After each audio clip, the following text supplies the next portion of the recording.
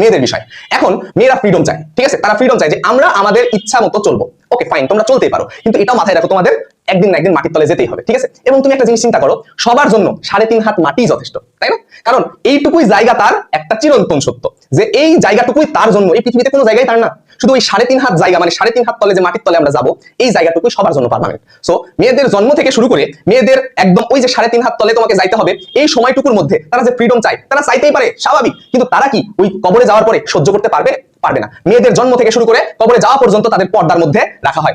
জন্মের পর থেকে তাকে পর্দা অনুসরণ করতে হবে, এবং তাকে যখন কবরে নামানো হবে তখনও তাকে পর্দার সহিত কবরে নামানো হবে। এটা মাথায় রাখো, ঠিক আছে? তোমরা যারা দেখছো তারা এটা মাথায় রাখো, ঠিক আছে? সো মেয়েদের এই বিষয়টা খুবই সেন্সিটিভ হওয়া উচিত। তুমি তোমার ইচ্ছে স্বাধীনভাবে তুমি চলতে পারো, কিন্তু তোমার মাথায় এটা তুমি মাথায় রাখো যে তুমি ওই কবরে যাওয়ার পরে তুমি সহ্য করতে পারবা কি, ঠিক আছে? অনেক কথা বলে ফেললাম। এই বিষয়টা তোমরা সবাই ক্লিয়ার হয়েছো কিনা আমাকে জানাও, এবং কোনো বিষয়, যে কোনো বিষয় তোমাদের সমস্যা থাকলে অবশ্যই আমাকে পার্সোনালি জানাবা, ইনশাআল্লাহ সেই টপিক নিয়ে আলোচনা করার চেষ্টা করব।